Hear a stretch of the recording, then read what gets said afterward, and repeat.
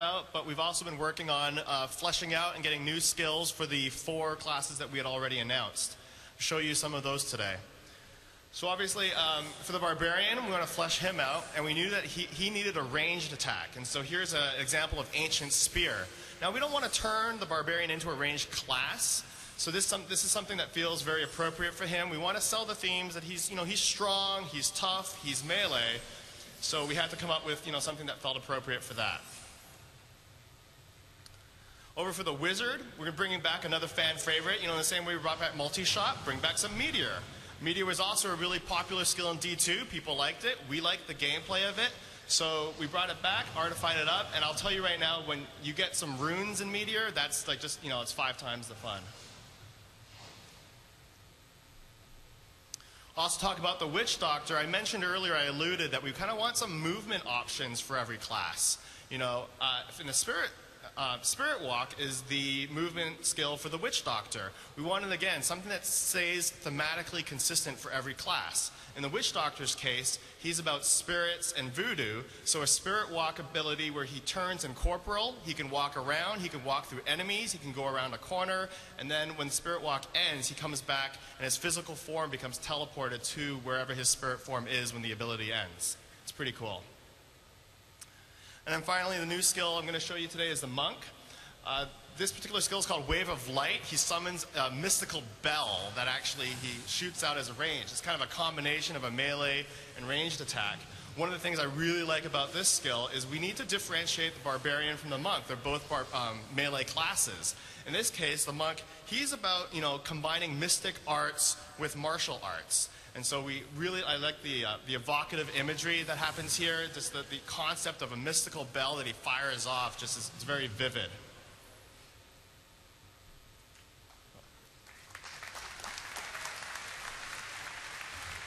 All right, back to me. So I'm going to tell you about a new system that we've added into Diablo 3 in the last year. It's called traits. So what are traits? Well, essentially they're passive skills. They are ways that you can customize and modify and essentially kind of role play with your character and diversify your character builds. So you gain them as you level up. It's basically every other level. You don't get a point every level, but I think it's every odd numbered level you get a trait point. And really the goal of these is to alter your core attributes and aspects of your character. So if you have a Barbarian and you want to be stronger, there's a trait for that. If you have a Wizard and you want to focus a lot more on elemental skills, you have a trait for that. So, and a lot of it is also to take the opportunity to add flavor to the game world. So every trait has, in addition to just instructions on what it does, it has a little excerpt of some flavor text that tells you about the world, and it also is designed as a skill to tell you something about your character and your class. So I'm going to give you some examples of that. So here's a trait example for the Barbarian called Inner Rage. So this highlights something really important about traits. They're not universal to all classes. Every class gets traits that are unique to them. There's some that carry over where it makes sense, but for the most part, they're very unique to each class. So we want to sell the idea that the Barbarian not only is an angry dude, which you probably have figured that out already, but that he actually gets power through his rage.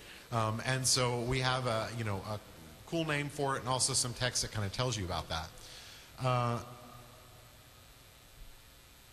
For the Wizard, a lot of the traits take on more of a magical bent. We want to make sure that we sell the idea that even when the Wizard's not casting, magic missiles and summoning up tornadoes, that there's just something inherently magic about her. So here we have a trait called Prismatic Cloak that essentially makes all of her armor spells more powerful. And it's the idea that she's just focused on this one ability such that she's amped them up. And again, we put some nice flavor text that basically sells the idea of, if you choose to be this kind of wizard, this is who you are. That's something wrong with this thing. I don't know. Yeah, I think the clicker's broken. So why did we decide to do this system? Well, there's a bunch of reasons. The main one's character customization, and those of you who know and love the original Diablo and Diablo 2 know that character customization is a huge part of the game. And if you're new to Diablo, that's what it's all about.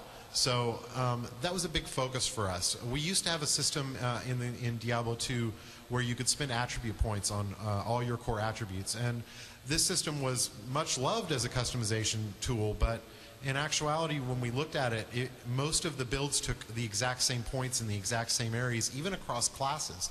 And so we didn't really feel like it was a good customization system. So traits was really specifically to address the removal of attribute point spending. So as I mentioned before, you want a strong barbarian, somebody who hits really hard, maybe is really tough. There's traits for that. You can take Legendary Might, which increases your strength. You can take Iron Skin, which gives you more actual armor. But let's say you want a Berserker Barbarian. You care more about attack rate, hitting the enemy before they can hit you back. Well, there's traits for that that can increase your attack rate, can increase the power of your debuffs on enemies. So more variety equals more builds. Every class now has roughly 30 traits, and those traits you can spend between 1 to 5 points in them. That adds up to roughly right now about 90 points per character. And when you consider that you can only get about 29, 30 trait points, it's a lot of customization. So even if we look at this and decide, well, maybe this is too many traits, we'll just reduce the point spending in it because we want to keep the customization really high. So, and one of the last reasons that we really wanted to do this is that there was always a bad decision to make in the previous skill trees where you knew that a passive skill like this, if I take this, it gives me more armor. Well, that's a good skill, and mathematically it makes sense, but math kind of sucks. Like, if Diablo is the active skill, then this guy's passive. Like, I want to spend points in Whirlwind. I don't want to spend points in more armor. So by separating the passive skills from the more active attack skills, which are now completely take up the skill system, we get a much better decision point. Yes. Awesome. Glad you like it. So the last thing is making numbers awesome. So how do you make math cool? Well, we tried to set it on fire and put skulls behind it, and that makes it pretty cool, but it wasn't really enough. So a lot of the design behind the trait system is, if we're going to have you take a passive trait, I don't want it to be like, oh, if you take this trait, you get 0.1% more armor. 0.1% doesn't sound very awesome. So for us, it's like, no, it's a big number. It's 25, 50, 100% more. Whatever number basically sounds cool when we get it. So we're really working on the system to make sure that these don't feel like weird numbers that you're not sure what to do. Diablo customization is very straightforward. The idea is very, simple to grasp, and that's important to us. So we don't consider the system done yet, so I love to share kind of our process with all of you. What's on our to-do list? Well, the UI is not awesome, and it's okay for me to say that because I designed it. So I'm not, maybe my UI artist I can probably, but he just does what I say. So it's just a grocery list right now, and it's not very fun to use. Gaining them every other level isn't perfect. It may be fine. We may ship with that, but right now it feels kind of like, it feels a little weird. Like you don't almost know when your trait points are going to show up, and that doesn't feel awesome. So, and there's probably too many of them. Like when I talk about making numbers awesome, if you go and play with the trait system, because it's fully playable on the floor, you're probably going to say, hey, I thought he said the numbers were going to be awesome. This just seems like too much decisions or too low in numbers. And the truth is, you're probably right. Like, we're looking at that now and saying, maybe we didn't quite get it right. All right, I'm going to pass it back to Kevin.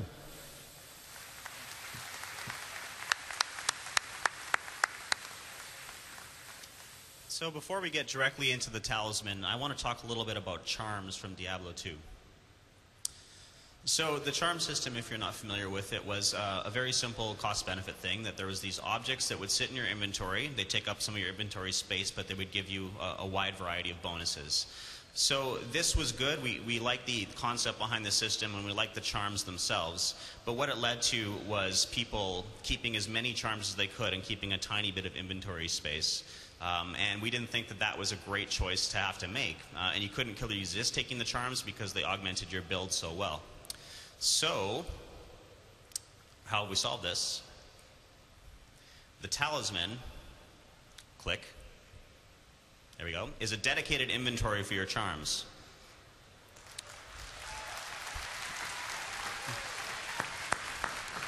Yeah, I know, I feel the same way every time I put a charm in there instead of into my bag. So, not only that, it gets bigger over time. It keeps all of the advantages of the Diablo 2 charm system. You have more charms than you can fit in there, so you still have to choose, pick and choose which ones you're going to have to augment your build. So now that we had a better spot to put your charms and a much nicer spot to put your charms for your sake, we wanted to work on the charms themselves. So how have charms evolved? Well, the bonuses for charms in Diablo 2 were very, very incredibly varied. There was almost no sort of bonus that they didn't have.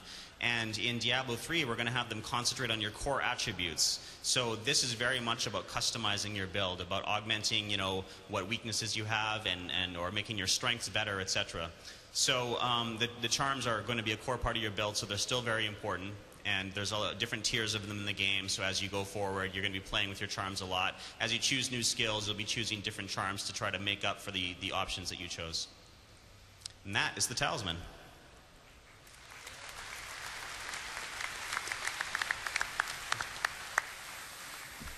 My name is Julian Love, lead technical artist on Diablo 3, and I'm going to talk to you about skill runes today.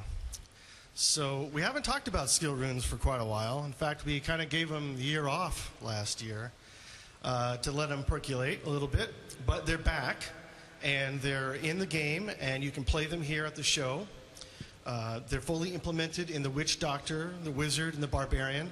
And I would urge you to just head on over at some point today and play the game and give skill runes a try. So here. Just a quick update, getting up to speed with where we are with runes.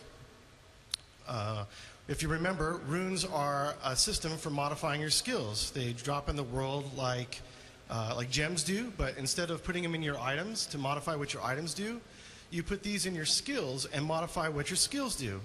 So really, skill runes are a huge customization feature for your characters. And usually when we think about character customization, people think about things like skin color or hairstyle or maybe gear. But really, the skills that you pick for your character is a huge part of character customization. And I'll give you an example of what I'm talking about. We have an Amazon here in the front row. Can I get you to stand up? All right.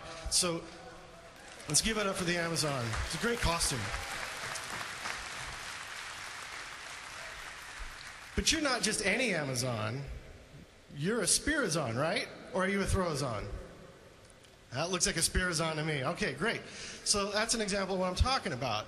She's not just an Amazon. We didn't just make sorceresses and barbarians. We made Spirazons. We made frenzy barbs. We made Nova sorceresses, things like that. So we're really going to blow the lid off of this idea with skill runes by providing a whole lot more builds. Now, how many more builds are we going to provide? Well, I kind of get curious about this. So I enlisted the help of some programmers to help me out because I blow things up for a living. And they came back with this outrageous number. It's huge. I'm going to help you out with it. It's 96,886,000,000, blah, blah, blah, blah, blah, roughly 97 billion builds per class. Okay, so that's a really big number. It's kind of hard to wrap your head around it. So let me kind of clarify exactly what we're talking about. Okay, so this is the number of skill combinations with runes that you can have per class. This does not include things like traits, gear, dyes, charms, anything like that. This is purely active skills, okay?